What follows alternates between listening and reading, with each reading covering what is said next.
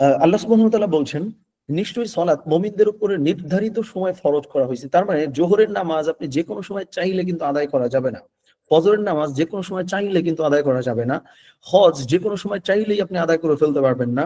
এশার সালাত যে কোনো সময় চাইলেই তো আদায় করা যাবে না। তার মানে নামাজের জন্য আল্লাহ সুবহানাহু ওয়া তাআলা কিন্তু টাইম বরাদ্দ রাখছেন যে এইটার জন্য এইটা। এখান থেকে আমি আপনি কি শিক্ষা গ্রহণ করব? আমরা শিক্ষা গ্রহণ করব আল্লাহ নামাজের জন্য সময়কে ফিক্স করছেন, কিন্তু আমাদের কোনো কাজের জন্য সময়ের কোনো ফিক্স করা নাই।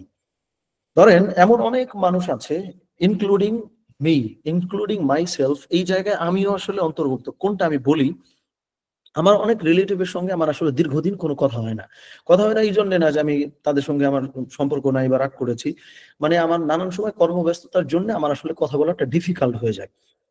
যেই আমি ব্যস্ততার কারণে ধরেন কথা বলতে পারতেছি না, সেই আমি যদি চাইতাম যে সপ্তাহের যেকোনো একটা দিন ৩ ঘন্টা বা ৪ ঘন্টা আমি শুধু আমার আত্মীয়-স্বজনের সঙ্গে কথা বলবো, তাইলে কিন্তু আমি ঠিকই পারতাম।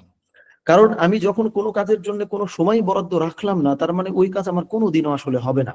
তার মানে এই কথাটা অনেকটা এরকম, যেই কাজের জন্য কোনো সময় বরাদ্দ নাই, ওই কাজের সময় আসলে সব সময়ই।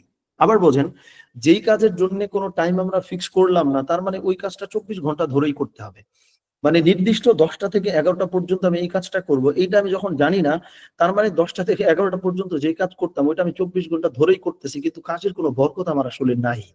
তার মানে আল্লাহ সুবহানাহু ওয়া তাআলা যেখানে নামাজের জন্য টাইমটা ফিক্স করলেন, নির্ধারিত করলেন, আমি আপনি সেইখানে যখন যেটা যা মনে চায় ননস্টপ চালায় যাই, এই শিক্ষা কিন্তু আমাদের গ্রহণ করা উচিত না। বরং আমাদের গ্রহণ করা উচিত আমার ইভেন, এখন আপনি বলবেন ভাই এটা কোনো কথা নাকি উইকে একদিন ফিক্স করবো আত্মীয়-স্বজনের সঙ্গে কথা বলার জন্য। কিন্তু কেউ এরকম আছে কিনা আমি জানি না। কিন্তু মনে হয় কেউ থাকতে পারি যে আপনি নির্দিষ্ট একটা দিন যদি ফিক্স করতেন, এই ব্যাপারটা হয়তো একটু উইয়ার্ড লাগে যে আমি সবার সাথে কথা বলবো এটার জন্য টাইম ফিক্স। কিন্তু এইটা উইয়ার্ড লাগতেছে। কিন্তু আপনি যে সময়ই পাইতেছেন না, মাসের পর মাস চলে যায় কথা বলেন না।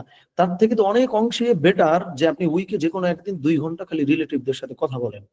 ইভেন মাসের পরে মাস আপনার কোনো কথা নাই, তার থেকে অনেকাংশে এটা বেটার যে উইকে বা মাসে ২ দিন আপনি ডে ফিক্স করবেন যে আমি হচ্ছে ১ম সপ্তাহে আমার এই আত্মীয়-স্বজনের সঙ্গে কথা বলবো, অথবা বলা যায় যে ১ম সপ্তাহে আমি আমার মায়ের দিকের আত্মীয়-স্বজনের সঙ্গে কথা বলবো, ২য় সপ্তাহে আমার বাপের দিকের আত্মীয়-স্বজনের সঙ্গে কথা বলবো। ভাই চাইলেই তো পারা যাইতেছে, তাই না?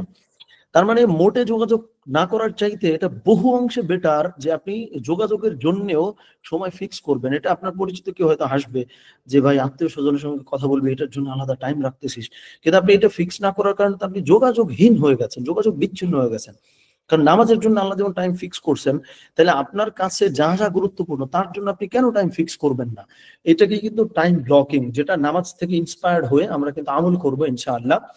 এবং রাসূলুল্লাহ সাল্লাল্লাহু আলাইহি ওয়াসাল্লাম বলছেন, তোমাদের মধ্যে কেউ যেন এই ধারণা না করে যে সে চিরকাল বেঁচে থাকবে এবং তার আশা দীর্ঘায়িত না করে।